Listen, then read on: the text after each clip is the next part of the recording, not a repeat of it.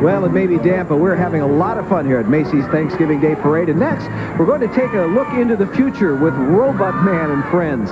This is a colorful new float furnished by United Feature Syndicate. Let's go in.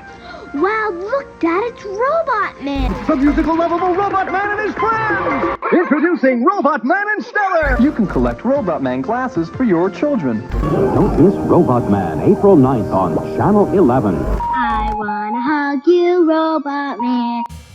Calvin and Hobbes is basically a perfect comic strip. There's a beautiful simplicity to it. You have a boy, you have a tiger, but consider this. What if it was also a robot? That was the idea pushed by United Feature Syndicate. After rejecting Calvin and Hobbes, the syndicate made cartoonist Bill Watterson an offer. They had a character named Robotman that they were convinced was going to be the next big thing. If Watterson would agree to add the robot into Calvin and Hobbes, his strip would almost certainly get the green light. This was in the 1980s, when securing a deal to syndicate your comic strip still offered a very real path to wealth and fame. Watterson at that point had spent years unsuccessfully pitching comic strips. Here at last was what could be his big break. I think this is one of the most interesting moments in the history of the comic strip. It was a near collision between one of the greatest strips of all time, and possibly the most overhyped comic character ever. This moment exposed a tension that had been there since the earliest days of the comic strip, between art and commerce. Is a comic strip a channel for artistic expression, or is it a platform to sell stuff? Sometimes the answer is both.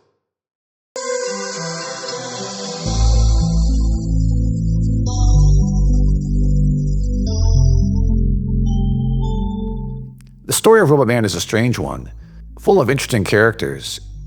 It starts with this guy here, Peter Shelley. Shelley wasn't a cartoonist. He worked in the British record industry, starting in the 1960s. As a talent scout, he discovered the band that became King Crimson. Then in the 1970s, he embarked on his own recording career, writing and recording a couple of hit songs. Now, how exactly did Peter Shelley go from being a successful singer-songwriter to creating a cartoon robot? I'd like to ask him, but sadly he died in 2023. His obituary seems to offer as good a summary of any as how he created Robotman. So I'll quote from it here. At the height of his success, Peter decided to leave the music business and moved his family to Canada. It was in Vancouver, later Toronto, that he developed a character named Robotman, a robot with a heart that, when pressed, played music. At some point, Shelley showed his creation to United Feature Syndicate. The syndicate saw huge potential in Robotman and signed a deal with Shelley to create a comic strip and do licensing deals. Now they just needed a cartoonist to bring Robotman to life.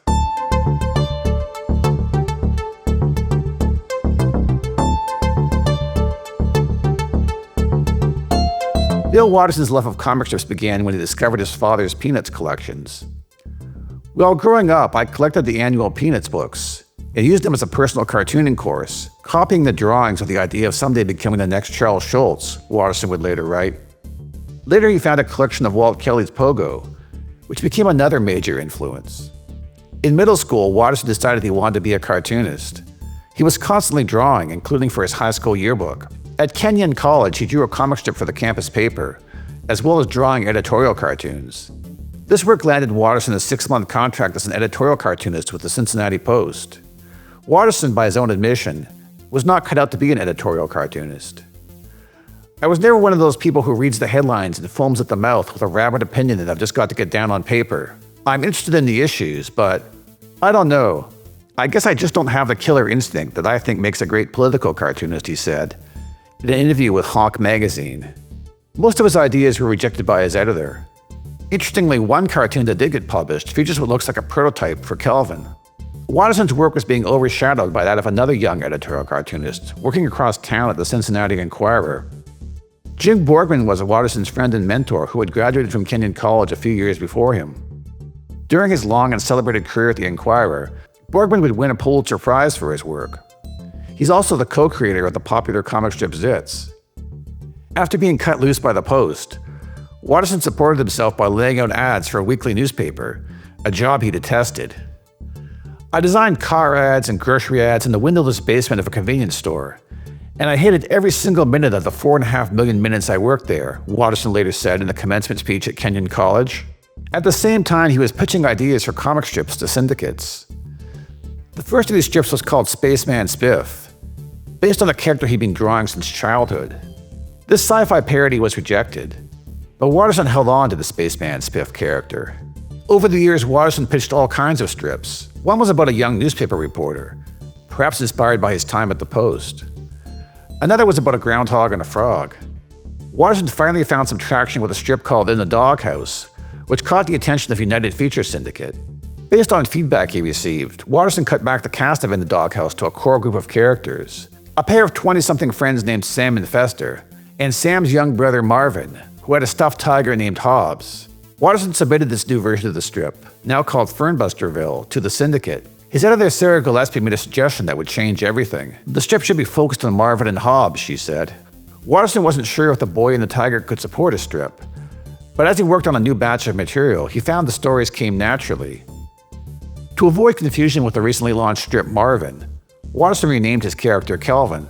Gillespie was convinced that this new version of the strip was a winner, but it tested poorly with focus groups. The United Feature Syndicate passed on it. This must have been a crushing blow for Watterson, but he wasn't ready to give up on his dream of being a cartoonist. To endure 5 years of rejection to get a job requires either a faith in oneself that borders on delusion, or a love of the work. I love the work, he said in his Kenyan college speech. Drawing comic strips for 5 years without pay drove home the point that the fun of cartooning wasn't in the money. It was in the work.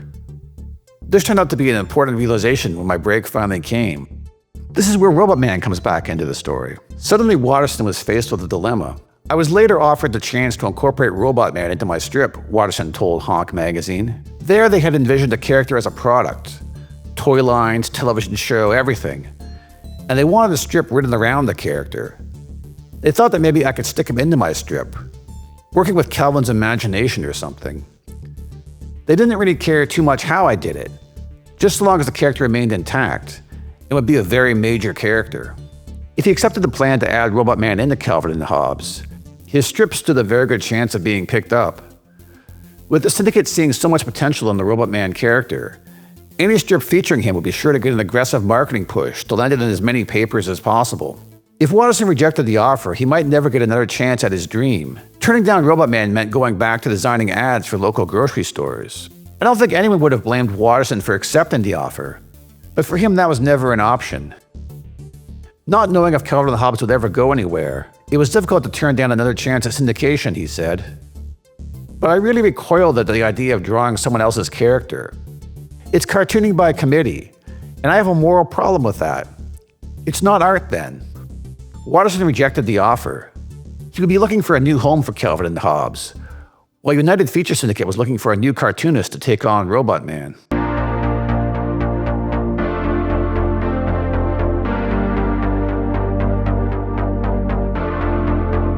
Jim Meddick's story shares some familiar beats with Watterson's. He grew up loving comics. In Meddick's case, his favorite strip was Johnny Hart's BC, while Mad Magazine was another formative influence. He drew a comic about a nerdy character named Harold for his high school newspaper. At Washington University in St. Louis, he created a Doonesbury-inspired strip called Temporary Insanity for his campus newspaper. Meddick was later named one of the 10 best student cartoonists in the country in a contest run by Tribune Media Services. As with Watterson, an older graduate of his university was impressed by his work and helped him get into the industry. In Meddick's case, it was Mike Peters, an editorial cartoonist and the creator of Mother Goose and Grimm. Peters forwarded some of Meddick's strips to his syndicate. This led Meddick to begin pitching to other syndicates. He sent some samples of Temporary Insanity to United Feature, but they wrote back to him saying that because of the popularity of Doonesbury, they were being swamped with strips about college students. Meddick reworked Temporary Insanity by having the main character graduate and move in with a roommate who was an alien. He called this new strip Paperback Writer. United Feature saw potential in Paperback Writer, but they wanted to ditch the alien. The syndicate offered Meddick a development contract, where he would exclusively submit work to them, but he turned it down. United Feature then offered Meddick a chance to draw a Robotman comic strip. The young cartoonist didn't think the character had much potential. They presented me with this Robotman concept. I agreed to go in and look at it, but quite frankly, I didn't think it was a very good product that they were trying to license, Meddick told Hogan's Alley magazine. Despite his misgivings, Meddick took a pragmatic approach. He figured that the 6-month contract would give him a chance to develop his skills as a cartoonist, while getting paid a bit of money by the syndicate. When I agreed to do it, I really believed that. When it all came down to a final decision, they wouldn't launch this thing, he told Hogan's Alley. I didn't see it as a very viable idea, especially because they had been rejecting science fiction characters in my own strip.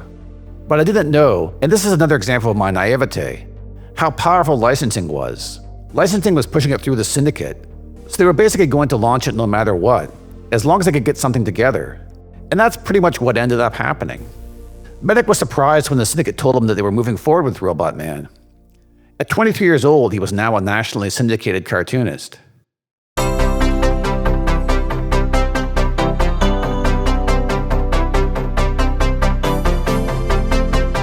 Welcome to the Fantastic Funnies, starring as your host, the beautiful star of WKRP in Cincinnati, Lonnie Anderson. Comic strips were doing big business in the 1980s. There were primetime animated specials and Saturday morning cartoons. Garfield was selling credit cards. Kathy was pushing McDonald's salads.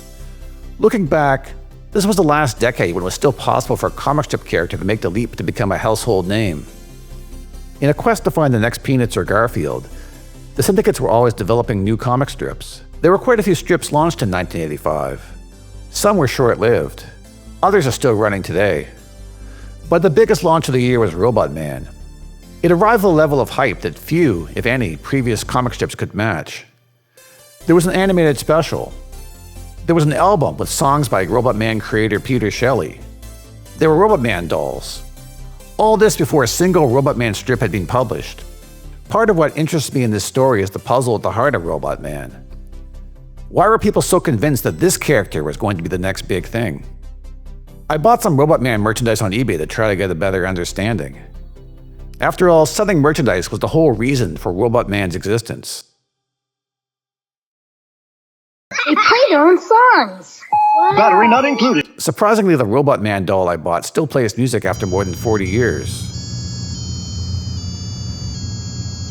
I could sort of get the appeal of this toy. It at least looks like the kind of thing that people in the 1980s might have liked. It seems like it would have been right at home on toy store shelves, next to the Care Bears and Rainbow Bright. But Robotman was more of a design than an actual character. This was one of the challenges facing Jim Meddick as he worked on his strip. A comic strip built around an existing character is nothing new. In 1930, Mickey Mouse got a strip. Bugs Bunny followed in 1943. But those strips were built around famous characters with well-developed personalities. Robotman was basically a blank slate. Meddick says that the syndicate at first promised him a great deal of creative freedom. But as the launch date got closer, things began to change. To hook me into doing the deal, they told me I had a great deal of leeway, that I didn't have to look very much like the toy, he told Hogan's Alley. They even told me that I didn't have to have the name Robotman. I forget what I was going to call him, something like patent pending or something stupid like that. But as it got closer and closer to launch, and they realized they were going to use what I was doing, they reversed their position. It had to look like him. It had to have the name Robotman. That had to be the name of the strip. I half-heartedly agreed to those changes because I couldn't see what purpose it would serve if it didn't have those things. If it's going to be a tie-in, it would have to have those things and not just be a loosely based robot thing. On February 18th, Robotman launched in around 250 newspapers. That's a huge number of papers for a brand new comic. For context, Peanuts launched in 7 newspapers, and Garfield in 41. Meddick said he believed it was the biggest launch in the history of United Feature Syndicate, surpassed only by Jim Davis's U.S. Acres the next year. Working with editor Sarah Gillespie, Meddick had developed a supporting cast for Robotman, a family called the Milds. The family included the unnamed parents and their 2 sons, teenage Gary and 10-year-old Oscar. Because of the way the strip was launched, I never really felt like I had the chance to develop the family, Meddick told Hogan's Alley. They were just sort of placed there to start things off. I hadn't really thought it out much. The comic strip starts with the first meeting between Oscar and Robotman. Meddick finds a lot of things for the robot to do. Robotman falls in love with a washing machine. He demonstrates his ability to talk to animals. He has conversations with the family computer. Meddick even worked in a dig at Garfield appearing in an American Express ad. I guess this joke didn't bother Jim Davis, because he provided a nice blurb for the first Robotman collection. The comic strip was just one part in a multi-million-dollar campaign to sell Robotman. A performer in a Robotman costume made appearances at malls across America. KFC sold Robotman glasses. There were stickers and clothing and children's books. In November, Robotman had a float in the Macy's Thanksgiving Day Parade. Usually appearing in this parade is a sign that a comic strip character has really made it. Sparkplug, Popeye, Snoopy. Garfield had made his parade debut the previous year, 6 years after the launch of his strip. Now here was Robotman, a brand new character, being seen by the tens of millions of people watching the parade. To top it off, New Edition, one of the biggest boy bands in the world, was performing on the float. In the same month as the parade, Calvin and Hobbes debuted in around 30 newspapers. After rejecting United Feature's Robotman offer, Watterson found a new home for Calvin and Hobbes at Universal Press Syndicate. One final change before launching the strip was giving Calvin a new hairstyle, so that readers could see his eyes. A lot of comic strips take a while to really find themselves. Opus the Penguin doesn't show up until 6 months into the run of Bloom County. It only becomes part of the strip's main cast in its second year. Peanuts takes around 20 years to assemble its iconic main cast. In the earliest years of the strip, there's no Linus, no Lucy, no Schroeder. Snoopy is just a normal dog with no elaborate fantasy sequences. Rereading the first year of Calvin and Hobbes, I'm struck by how all the key elements are there right from the start. Within the first 2 weeks, we have appearances from Calvin's parents, his neighbor Susie Durkins, Miss Wormwood the teacher, and Calvin's alter ego Spaceman Spiff. A few months later, we see the first appearance of the bully Moe, and a few months more after that, the babysitter Roslyn. Calvin and Hobbes would continue to evolve for the rest of its run. The art style changes. Calvin's fantasy worlds become more elaborate and visually distinct. But right from the start, it's very clear Watterson had already found the formula that would make Calvin and Hobbes into such a beloved strip. It's hard to imagine how Robotman would have fit in.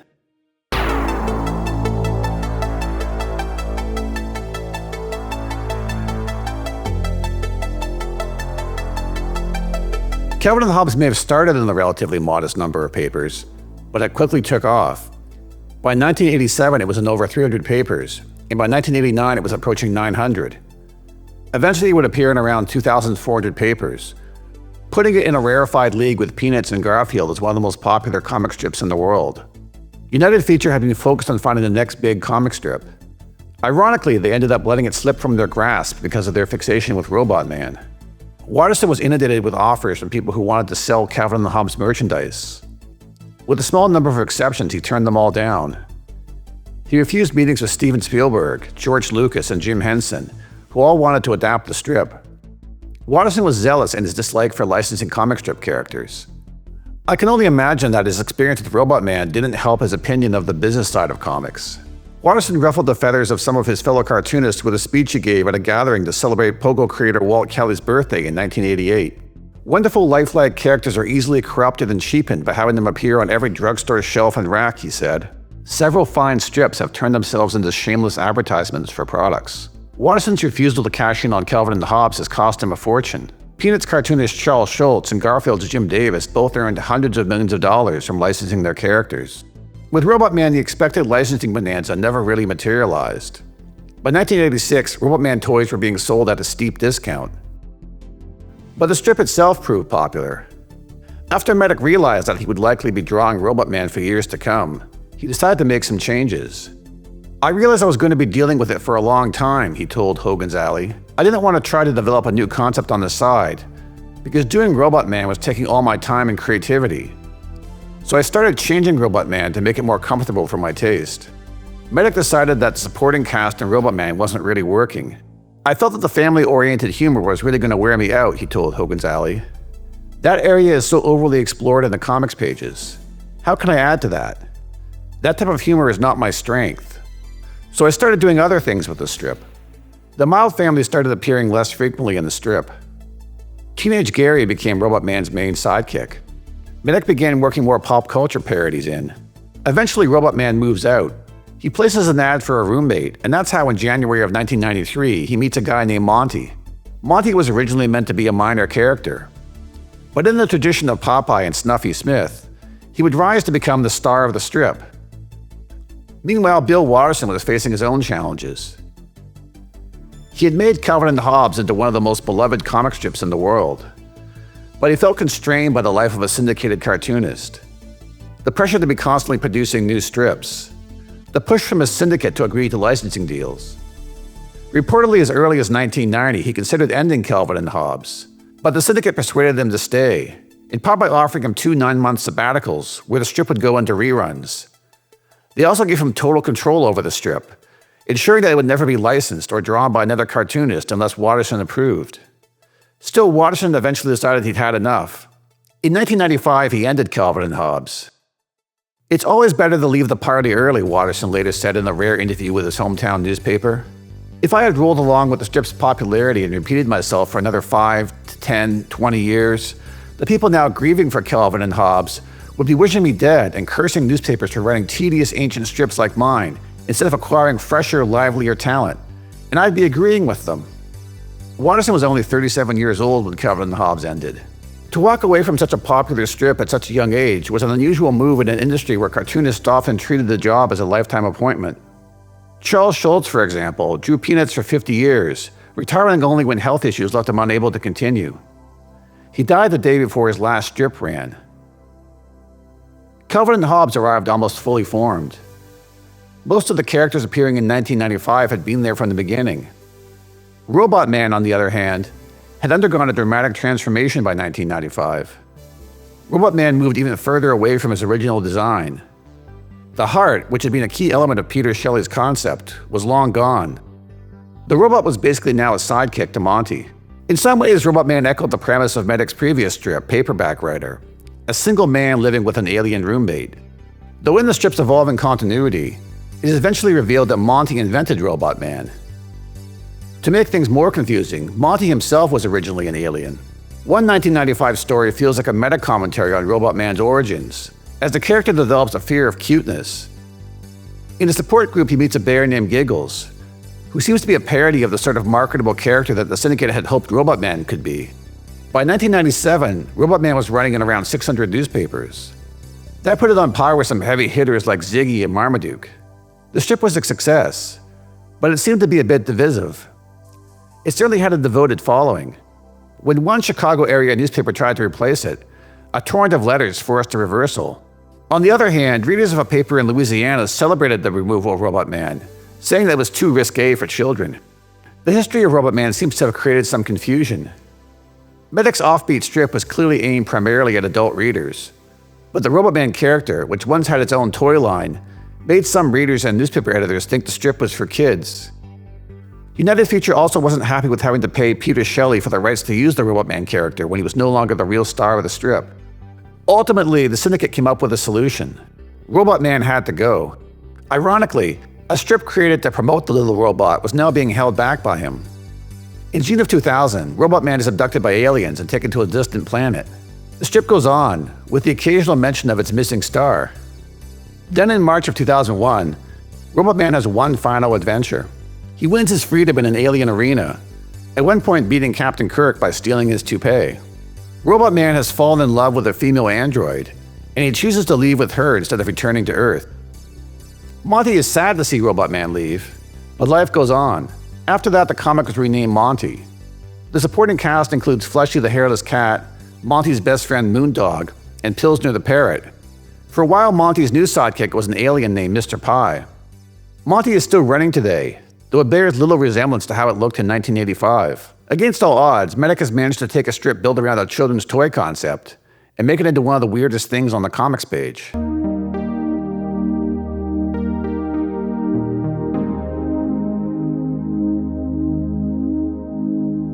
From the beginning, newspaper comics have had to balance creator freedom with commercial interests.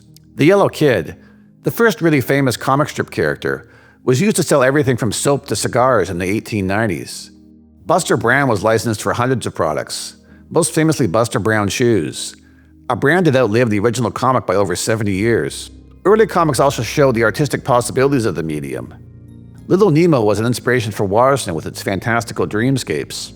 An even bigger inspiration was Crazy Cat, one of Watterson's favorite strips. This is a strip so surreal that it might not have lasted very long without the support of William Randolph Hearst, who was a big fan. Hearst might have used his vast powers as a newspaper baron in questionable ways, like pushing America into a war with Spain.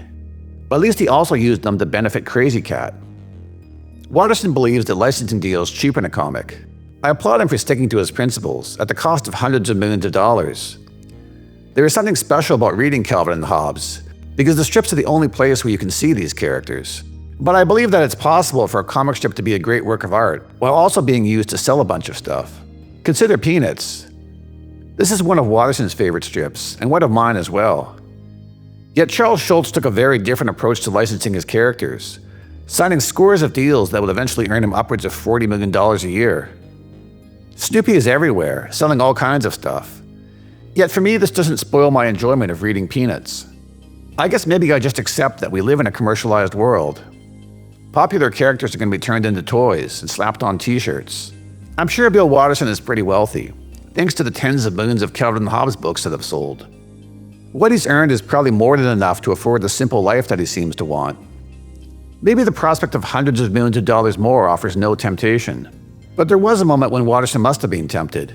For a young cartoonist, stuck in a job he hated and dealing with years of rejection, Robotman had offered a potential golden ticket to a professional career. To turn down that offer took real conviction.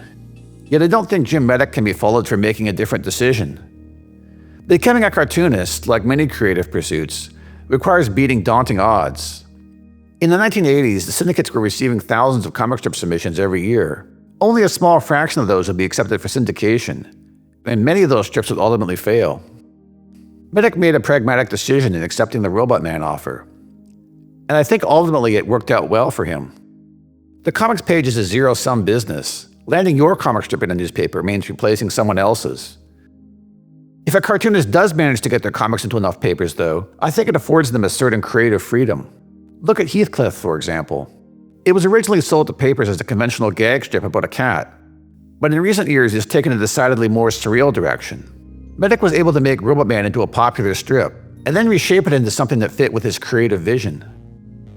Meddick and Watterson were both ultimately able to draw the kinds of strips that they wanted to. Unless I can think of something better, I'm going to call this video The Robot Who Almost Ruined Calvin and Hobbes. I think that's an accurate title. As Bill Watterson once said, a comic strip has a zillion moving parts that all have to function together. It's tricky to make a strip that flies. Adding Robotman to Calvin and Hobbes would have been like throwing a wrench into a perfectly tuned machine. But at the same time, I don't think there was ever much chance of that happening. To research this video, I read 2 books about Calvin and Hobbes, and every interview with Watterson that I could find. Based on everything that I've read, I think Watterson was always going to reject the Robotman offer, even if it meant he'd never achieve his dream of having a comic strip. It's almost impossible to imagine what Calvin and Hobbes would have been like if Robotman was part of it. Once Watterson had opened the door to licensing deals, it might have been hard to close the floodgate. We could have had an alternate world where Calvin and Hobbes merchandise was everywhere, where there were animated movies and tie-in video games. I imagine landing in that timeline in some kind of a Twilight Zone scenario. At first, everything would seem normal. But then you'd see it, out of the corner of your eye. On the rear window of a 2013 Chevy Silverado, a sticker showing Robotman peeing on a Ford logo.